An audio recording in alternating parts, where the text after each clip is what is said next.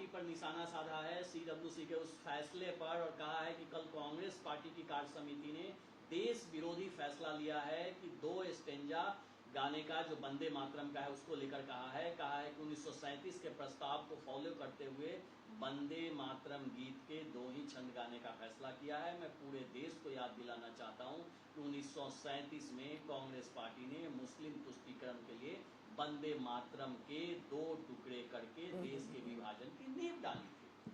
हमारे पूर्वजों ने वंदे मातरम गाते गाते दम तोड़ दिए थे। आप लोग कहाँ थे? इतने साल आप लोग भी यही गाना गाए थे। 12 साल से आप हुकूमत में बैठे, आपने भी यही गाना गाए थे। रातों रात अब याद आ गए।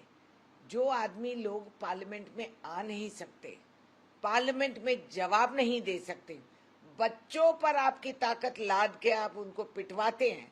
आप हमें समझा रहे हैं कि हम क्या चीज है। हेलो, ये पहचानो, इसको अपीजमेंट नहीं कहते। कभी पढ़े हैं देश के इतिहास और आप जानकारी हो तो ये वो लोग तैयार किए थे जो संविधान को लिखे हैं, जो महात्मा गांधी हमारे देश को आजादी का दिशा दिखाए थे, वो फैसला करे थे।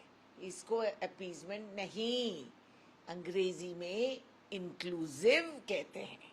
इंक्लूसिव का माने नहीं मालूम ना? जाके ढूंढो, डिक्शनरी खोलिए।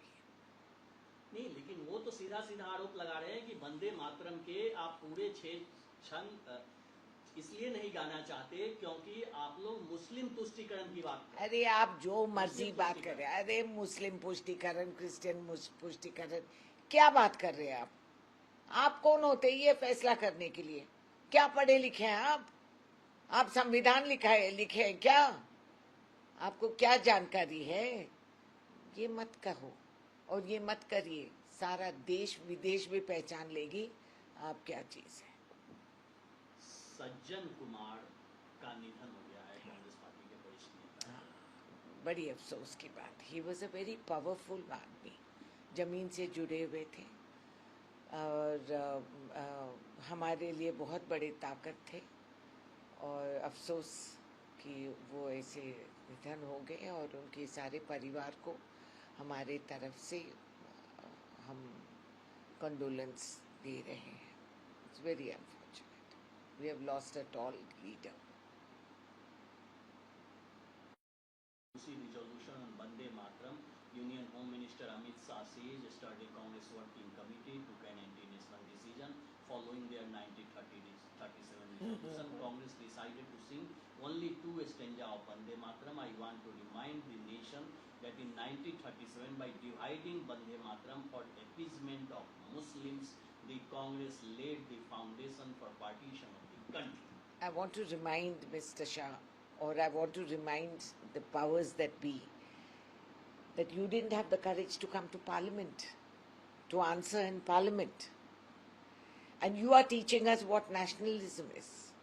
You are reminding the nation, wah, wah, wah. You are reminding the nation about why we have stuck to singing only 2 stanzas. They were very educated, erudite people at that time. People who framed the constitution.